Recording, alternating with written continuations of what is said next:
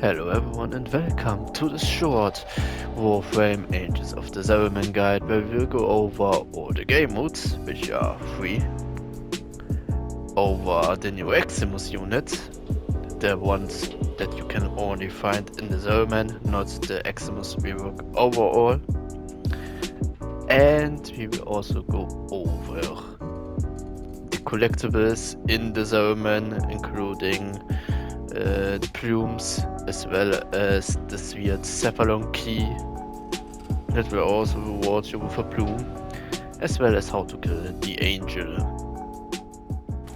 Our first game mode is Void Flood, a pretty simple mode where you have to collect those void bubbles flying around and fill the objective with it.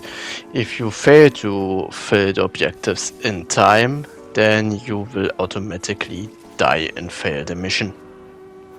You can see the meter on the left. It has those 3 points each, 3 nodes, and if those nodes are filled, then a negative boost will appear. Either enemies will have some certain elemental weapon damage type, or Kuva guards will spawn, something random will happen that will be bad for you, and you can regress this meter by completing 3 objectives.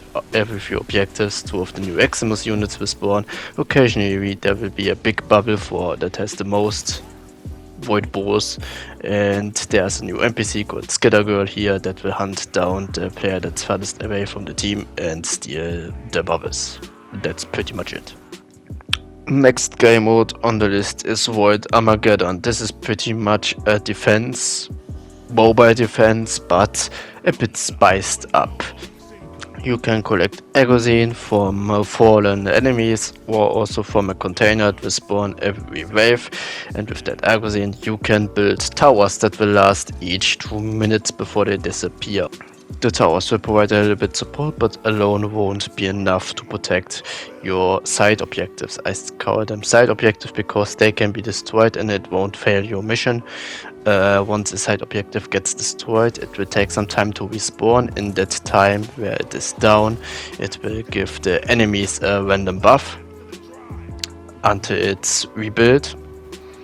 And in the wave the side objective gets destroyed, the enemies can go directly to your relic, which is your main objective that you have to protect at all costs to destroy it.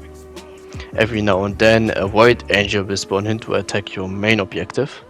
So this is probably the best mission type to farm those void angels for hold fast standing. And yeah, this is pretty much it. There's not too much to this mode. It's pretty fun, and yeah. Moving on.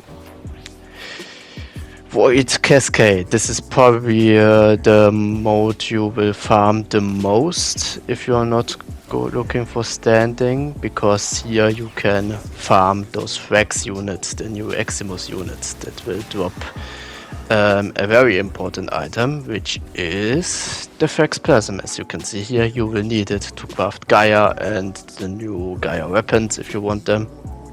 You have to make sure that you have one of those objectives in your possession at all times, otherwise this red meter on the left will fill up your golden bar, and if you have no bar left, then the mission will fail automatically. To take over an objective, you have to go in with your operator and either jump through or shoot the void fissures. Once every void fissure has been closed, then you can directly attack the objective in the middle, which will then spawn one of the Frax Xmas units. And the Frax Xmas units are pretty much the same thing as the drones you can find fighting Eidolons. They have a physical form that you can destroy with your Warframe, and then kinda a ghost form that you can only destroy with your operator amp. And yeah, occasionally one of those Frax units will spawn to recapture one of your objectives, so make sure that someone stays behind and guards the objective. This is a mode that's best played in a team. And yeah, that's Void Cascade.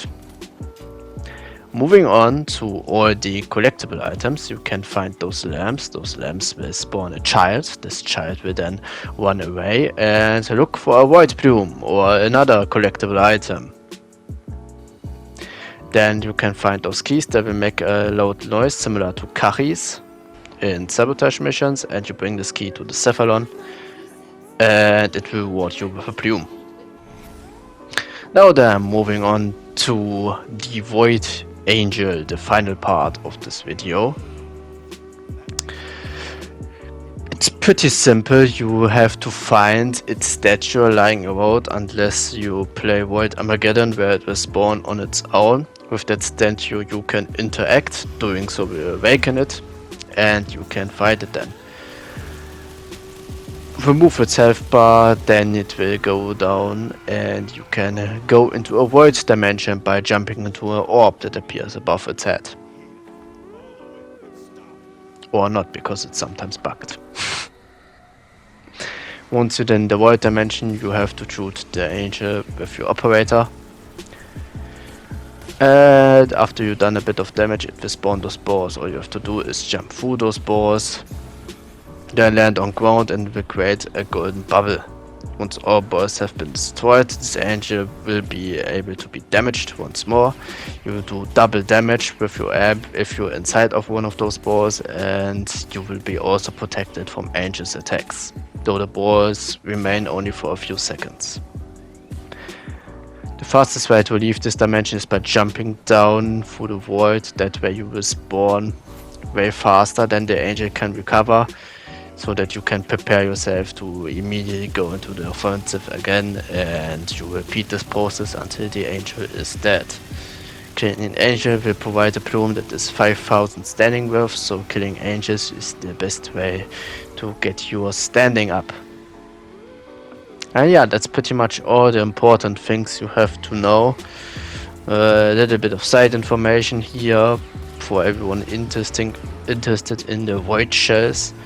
The void shells are tied to void shell skins, which there are currently only 3 of, 7 rhino and wood. So if you were happy about being able to put materials on your warframes, you have to buy a skin, and the skin is not available for every frame in the current state. Big sad, was very disappointing to me. But eventually we'll probably get a few more void shell skins that hopefully don't look too bad. Thank you for watching, and we will see us in the next video. Have a nice day.